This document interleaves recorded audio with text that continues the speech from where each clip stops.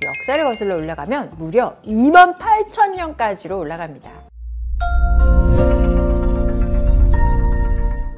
안녕하세요 여러분, 닥터임의 성세포들 산부인과 전문의 이유미입니다. 저희 채널 지난 영상에서 반려가전, 즉 섹스토이에 대해 몇 번 다룬 적이 있었는데요. 기억하시나요? 해당 영상에 대한 구독자분들의 관심과 반응이 뜨거워서 오늘은 그 번외편을 준비해봤습니다. 인간의 성적 욕망을 직결체할 수 있는 이 섹스토이는 대체 언제부터 만들어지고 사용됐으며 또 미래에는 어떤 방향으로 발전될지 그 방대하고 흥미진진한 히스토리를 지금부터 알려드릴게요. 도대체 섹스토이는 언제부터 만들어졌고 또 언제부터 사용됐을까요? 그 역사를 거슬러 올라가면 무려 28,000년까지로 올라갑니다. 이 최초의 섹스토이로 기록된 유물은 독일의 호울레펠스 동굴에서 발견된 20cm 길이의 석기시대 딜도가 바로 그 주인공인데요. 이 석기 딜도는 비교적 매끄럽게 연마되어 있어서 아마 그 당시 성적인 용도로 사용되지 않았을까 하는 학자들의 추측과 가설이 있습니다. 28,000년 전의 원시인들도 성적 욕구 해소를 위해 도구를 만들어 사용했다니까 놀랍지 않나요? 물론 당시에는 섹스토이라는 개념 자체는 없었겠지만 인류의 성적 호기심과 욕구가 얼마나 오래전부터 시작된 것인지 가늠할 수 있는 증거라 하겠습니다. 그러나 한편에서는 이런 석기 딜도가 단순히 성적 쾌감을 얻기 위한 도구만은 아니었을 거라는 주장도 있는데요. 일부 학자들은 이런 도구들이 종교적 의식이나 성인식 등에서 사용되었을 것이다 라고 추측하고 있습니다. 즉 성이 단순한 쾌락 추구가 아닌 문화적, 사회적 의미를 가졌다는 거죠. 또 흥미로운 점은 이런 석기 딜도들이 주로 여성의 무덤에서 발견됐다는 점인데요. 이는 당시 사회에서 여성의 성적 욕구도 인정되고 존중받았다는 것을 의미할 수 있다고 해석되기도 합니다. 현대사회 일부 국가에서도 여전히 논란이 되고 있는 여성의 성적 욕구가 오히려 석기시대에 더 개방적이었을 수도 있다는 주장이 꽤 흥미로운 부분 같습니다. 이제 석기시대를 넘어서 고대에는 섹스토이가 어떤 식으로 발전했는지 살펴보도록 하겠습니다. 문명이 발달하면서 섹스토이도 더욱 다채롭게 발달하기 시작했는데요. 특히 그리스, 로마 시대에는 섹스토이 사용이 꽤나 보편화됐다고 합니다. 그리스에서는 올리스보스라고 하는 딜도가 인기 있었는데요. 이는 올리브 오일을 윤활제로 함께 사용한 섹스토이였습니다. 올리스보스는 주로 부드러운 가죽으로 만들어졌지만 때로는 나무나 돌로 만들어지기도 했고요. 심지어 일부 부유한 사람들은 금이나 은으로 만든 올리스보스를 사용했다는 기록도 있습니다. 그리스의 극작가 아리스토파네스의 작품 리시스트라타에는 여성들이 전쟁에 참여한 남성들이 전쟁이 멈추고 평화협상을 하도록 하기 위해서 남성들과의 성관계를 거부하고 대신 올리스보스를 사용했다고 전해지는 이야기도 있습니다. 이를 통해 당시 사회에서 올리스보스 같은 섹스토이가 얼마나 일반적이었는지를 짐작할 수 있을 것 같습니다. 그리고 로마 시대에도 다양한 섹스토이가 사용되었다는 기록이 있는데요. 최근 영국 하드리안 장벽 근처에서 발견된 목재 성인용품 등이 그 증거 중 하나라고 할 수 있습니다. 유물은 약 2000년 전의 것으로 추정되는데요.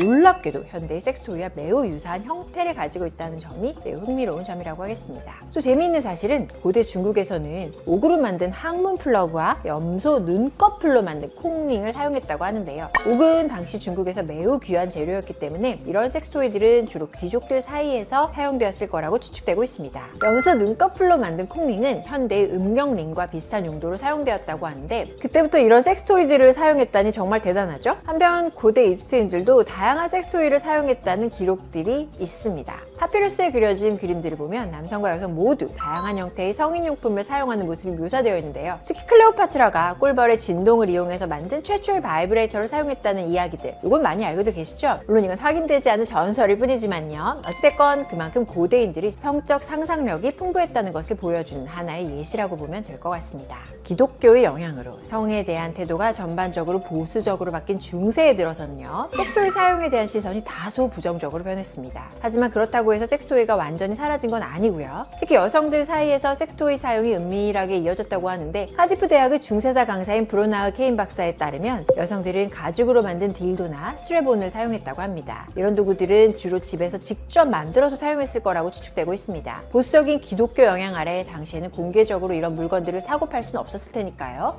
바늘 수거검을 이용해서 섹스토이를 주로 사용했다는 가능성이 높다라고 학자들은 추측하고 있습니다. 그리고 중세시대 성문화의 또 다른 특징은 벨트 오브 체스티라는 즉 정절대가 등장했다는 점입니다. 이건 엄밀히 말해서 섹스토이는 아니지만 성과 관련된 도구라는 점에서 언급할 수 있다고 하겠습니다. 남편이 전쟁에 나가거나 장기 여행을 갈 때 아내의 정절을 지키기 위해 사용했다고 하는데 실제로 얼마나 널리 사용되어 있는지는 논란의 여지가 많습니다. 다만 재미있는 점은 이런 금욕적인 분위기 속에서도 성에 대한 관심은 여전했다는 건데요. 예를 들어 중세시대의 의학서적들을 보면 성행위와 관련된 다양한 조언들이 나와 있다고 합니다. 이렇게 보면 중세시대가 흔히 알려진 것처럼 완전히 금욕적이거나 보수적이지만은 않았다는 걸 알 수 있습니다. 공식적으로는 금기시되었지만 실제로는 다양한 형태로 성적 욕구를 표현하고 해소하려고 했던 거죠. 인간의 성적 본능은 아무리 억누르려고 해도 원초적인 욕구니까요. 억누를 수 없었나 봅니다.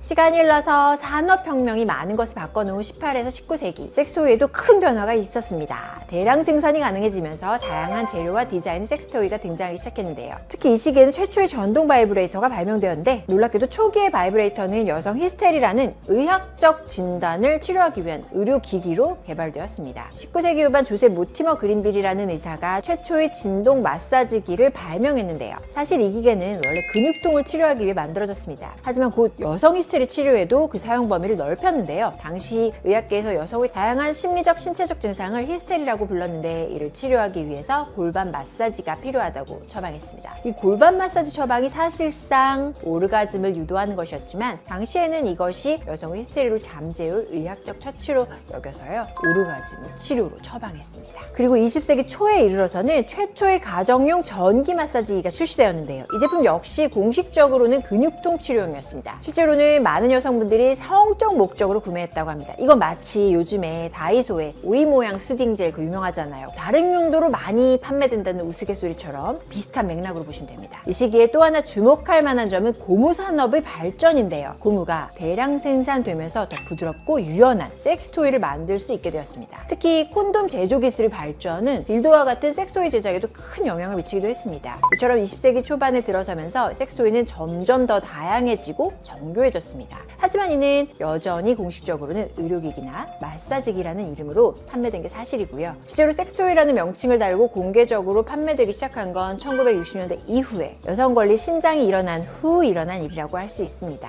이렇게 보면 산업혁명 이후의 섹스토이 발전사는 단순히 기술의 발전만이 아니라 성에 대한 사회적 인식의 변화와도 밀접하게 연관되어 있다는 사실을 알 수 있습니다. 의학의 발전, 여성의 권리 신장, 성에 대한 개방적 태도 등이 모두 섹스토이 발전과 보급에 영향을 미친 것이라고 볼 수 있을 것 같아요. 지금까지 원시시대부터 20세기에 이르기까지 섹스토이의 방대한 히스토리를 살펴봤는데요. 그러면 지금부터 현대 섹스토이 동향과 미래의 섹스토이가 어떻게 발전할 것인지 예측해보는 시간을 갖도록 하겠습니다. 먼저 1980년대부터 살펴보면요. 섹스토이의 실리콘 소재가 널리 사용되기 시작했습니다. 실리콘은 인체에 무해하고요. 부드러우면서 내구성이 좋아서 섹스토이 제작에 혁명을 일으켰죠. 또한 이 시기에 레빗 바이브레이터와 같은 혁신적인 디자인의 제품들이 등장하면서 섹스토이 시장이 더욱 다양화되기도 했습니다. 1990년대와 2000년대에 들어서는 인터넷의 발달로 섹스토이에 대한 정보 접근성이 높아졌는데요. 온라인 쇼핑의 발달로 섹스토이 구매가 더 쉬워지기도 했습니다. 이는 섹스토이에 대한 사회적 인식 개선에 큰 역할을 하는 계기가 되기도 했고요. 그리고 2010년대 이후에는 섹스토이에 정말 혁신적인 변화가 일어나고 있는데요. 예를 들어 블루투스로 연결을 해서 스마트폰 앱으로 조절할 수 있는 제품들이 나오고 있습니다. 그리고 최근에는 인공지능을 활용한 섹스토이가 개발되고 있고요. 또 앞으로는 이러한 인공지능 기반의 섹스토이가 대세를 이룰 것으로 예상되고 있습니다. 예를 들어서 사용자의 반응을 학습해서 최적의 자극을 제공하는 AI 바이브레이터라든지 음성 인식 기술을 활용해서 사용자와 대화하면서 성적 판타지를 자극하는 AI 섹스돌